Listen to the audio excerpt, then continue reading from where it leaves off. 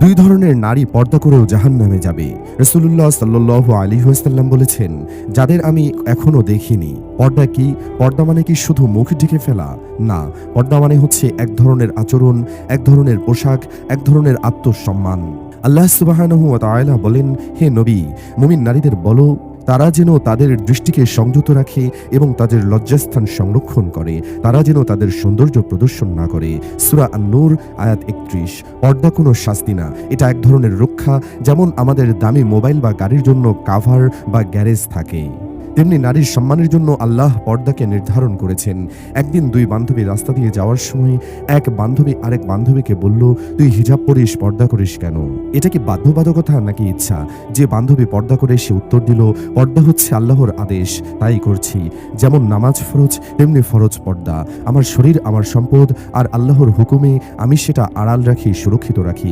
তখন যে বান্ধবী পর্দা করে না সে বলল, কিন্তু লোকে কি বলবে? তখন পর্দা করা বান্ধবী বলল, লোকে অনেক কিছুই বলে, কিন্তু প্রশ্ন হলো কাকে সন্তুষ্ট করতে চাই, আল্লাহকে না মানুষকে? প্রিয় ভাই ও বোনেরা, পর্দা কোনো কারাগার না, বরং এটা এক ধরনের মর্যাদা ও স্বাধীনতা। পর্দার মাধ্যমে একজন নারী জানিয়ে দেন, আমি আল্লাহর বান্দি, সমাজের সাজানো খেলনার অংশ নই।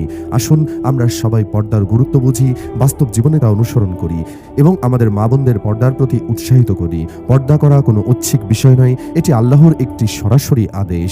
যখন একজন নারী এই হুকুম অমান্য করে, তখন সে শুধু সামাজিক অনিয়ম নয়, বরং আল্লাহর বিধান লঙ্ঘন করে। আল্লাহ তাআলা বলেন, যারা আল্লাহ ও তার রাসূলের আদেশ অমান্য করবে তাদের জন্য রয়েছে জাহান্নামের আগুন, যেখানে তারা চিরকাল থাকবে। সূরা জিন আয়াত ২৩। রাসূলুল্লাহ সাল্লাল্লাহু আলাইহি ওয়াসাল্লাম ইরশাদ করেছেন, যারা পর্দা করেও জাহান্নামে যাবে তাদের ভিতরে একদল হচ্ছে এমন নারী যারা পোশাক পরেও যেন নগ্ন। তারা পুরুষদের আকৃষ্ট করে ও নিজেরাও আকৃষ্ট হয়। তাদের মাথা হবে উটের কুঁজের মতো। তারা জান্নাতে ঢুকবে না, এমনকি তার ঘ্রাণও পাবে না। সহিহ মুসলিম হাদিস নাম্বার 2128। ভাই ও বোনেরা, এই হাদিসে পোশাক পরেও নগ্ন মানে হলো এমন পোশাক বা পাতলা, আঁটো সাঁটো এবং দৃষ্টি আকর্ষণীয়। এই ধরনের পোশাকের পরিণাম শুধু দুনিয়াতেই নয়, আখিরাতেও ভয়াবহ। একজন নারীর মৃত্যুর পরে হাসরের মাঠে দাঁড়িয়ে বলবে, তার পোশাক ছিল দুনিয়াতে ফ্যাশনের বাহার, পর্দা ছিল না। আজ সে অনুতপ্ত। তখন ওই বেপর্দা নারী বলবে, হে আল্লাহ, আমাকে আরেকবার সুযোগ দিন, আমি এবার পর্দা করব। আল্লাহ তখন বলবেন, তুমি যে সময় পেয়েছিলে তা কাজে লাগাওনি, আজ আর ফেরার সুযোগ নেই। ভাই ও বোনেরা, এই জীবন খুবই সংক্ষিপ্ত। আল্লাহ আমাদের পর্দা করার সুযোগ দিয়েছেন, কারণ তিনি আমাদের ভালোবাসেন।